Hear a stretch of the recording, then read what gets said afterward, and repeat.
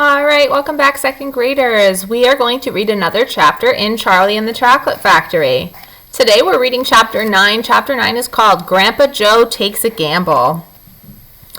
The next day, when Charlie came home from school and went in to see his grandparents, he found that only Grandpa Joe was awake. The other three were all snoring loudly. "Shh," whispered Grandpa Joe as he beckoned Charlie to come closer. Charlie tiptoed over and stood beside the bed. The old man gave Charlie a sly grin, and then he started rummaging under his pillow with one hand. And when the hand came out again, there was an ancient leather purse clutched in the fingers. Under cover of the bedclothes, the old man opened the purse and tipped it upside down. Out fell a single silver 10-cent piece. "It's my secret hoard," he whispered. "The others don't know I've got it. And now you and I are going to have one more fling at finding that last ticket. How about it, eh? But you'll have to help me." "Are you sure you want to spend your money on that, Grandpa?" Charlie whispered. "Of course I'm sure," sputtered the old man excitedly. "Don't stand there arguing. It's just as crazy as you are to find that ticket. Here, take the money and run down the street to the nearest store and buy the first Wonka candy bar you see and bring it straight back to me and we'll open it together." Charlie took the little silver coin and slipped quickly out of the room.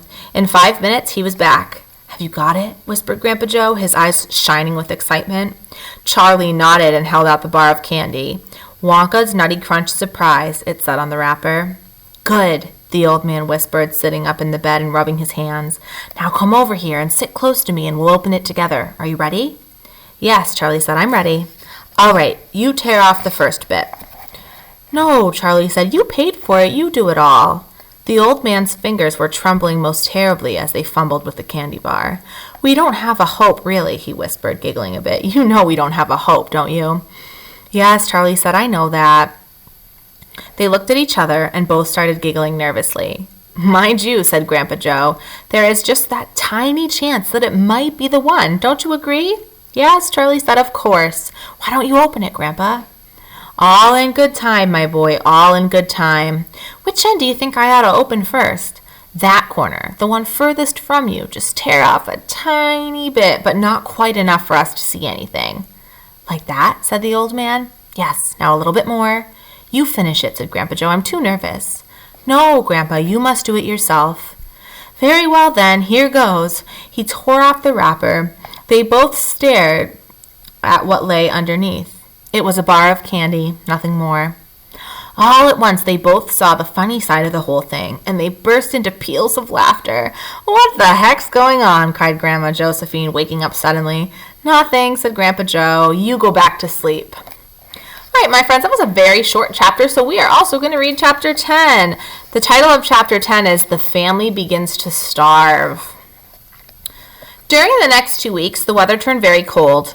First came the snow. It began very suddenly one morning, just as Charlie Bucket was getting dressed for school. Standing by the window, he saw the huge flakes drifting slowly down out of an icy sky that was the color of steel. By evening, it lay 4 feet deep around the tiny house, and Mr. Bucket had to dig a path from the front door to the road. After the snow, there came a freezing gale that blew for days and days without stopping. Oh, how bitter cold it was! Everything that Charlie touched seemed to be made of ice, and each time he stepped outside the door, the wind was like a knife on his cheek. Inside the house, little jets of freezing air came rushing in through the sides of the windows and under the doors, and there was no place to escape them. The 4 old ones lay silent and huddled in their bed, trying to keep the cold out of their bones.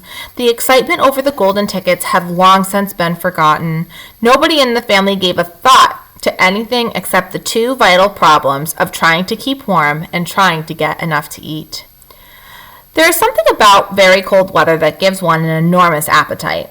Most of us find ourselves beginning to crave rich, steaming stews and hot apple pies and all kinds of delicious warming dishes because we are all a great deal luckier than we realize. We usually get what we want, or near enough. But Charlie Bucket never got what he wanted because the family couldn't afford it. And as the cold weather went on, he became ravenously and desperately hungry. Both bars of candy, the birthday one and the one Grandpa Joe had bought, had long since been nibbled away, and all he got now were those thin, cabbagey meals 3 times a day. Then, all at once, the meals became even thinner.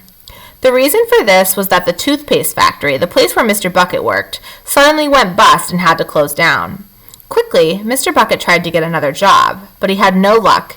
In the end, the only way in which he managed to earn a few pennies was by shoveling snow in the streets. But it wasn't enough to buy even a quarter of the food that 7 people needed. The situation became desperate.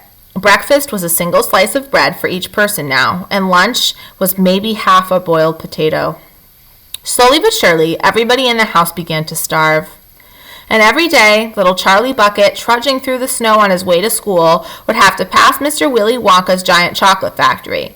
And every day, as he came near to it, he would lift his small pointed nose high in the air and sniff the wonderful sweet smell of melting chocolate. Sometimes he would stand motionless outside the gates for several minutes on end, taking deep swallowing breaths as though he were trying to eat the smell himself. And here we can see Charlie and the huge door to the factory. "That child," said Grandpa Joe, poking his head up from under the blanket one icy morning, "that child has got to have more food. It doesn't matter about us. We're too old to bother with. But a growing boy? He can't go on like this. He's beginning to look like a skeleton."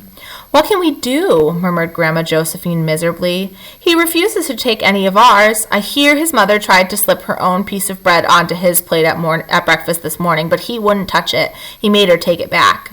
"He's a fine little fellow," said Grandpa George. "He deserves better than this."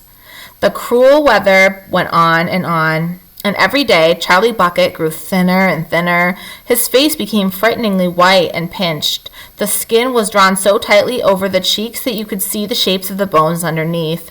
It seemed doubtful whether he could go on much longer like this without becoming dangerously ill. And now, very calmly, with that curious wisdom that seems to come so often to small children in times of hardship, he began to make little changes here and there in some of the things that he did, so as to save his strength. In the mornings, he left the house 10 minutes earlier so that he could walk slowly to school without ever having to run. He sat quietly in the classroom during recess, resting himself, while the others rushed outdoors and threw snowballs and wrestled in the snow. Everything he did now, he did slowly and carefully to prevent exhaustion. Then one afternoon, walking back home with the icy wind in his face, and incidentally feeling hungrier than he had ever felt before, his eye was caught suddenly by a piece of paper that was lying in the gutter in the snow. The paper was of a greenish color, and there was something vaguely familiar about it. Charlie stepped off the curb and bent down to examine it. Part of it was buried under the snow, but he saw at once what it was. It was a dollar bill. Quickly, he looked around him. Had somebody dropped it? No, that was impossible because of the way part of it was buried. Several people went hurrying past him on the sidewalk, their chins sunk deep in the collars of their coats, their feet crunching in the snow. So here we can see Charlie finding that dollar bill. None of them was searching for any money. None of them was taking the slightest notice of the small boy crouching in the gutter. Then, was it his, this dollar? Could he have it? Carefully, Charlie pulled it out from under the snow. It was damp and dirty, but otherwise perfect. A whole dollar. He held it tightly between his shivering fingers, gazing down at it. It meant one thing to him at that moment, only one thing. It meant food. Automatically, Charlie turned and began moving towards the nearest shop. It was only 10 paces away. It was a newspaper and a stationery store, the kind that sells most everything, including candy and cigars. And what he would do, he whispered to himself quickly, he would buy one luscious bar of candy and eat it all up, every bit of it, right then and there. And then the rest of the money he would take straight back home and give to his mother. All right, my friends, that is the end of Chapter 10 of Charlie and the Chocolate Factory. I hope that you guys enjoyed, and I will be back to read to you soon. See ya!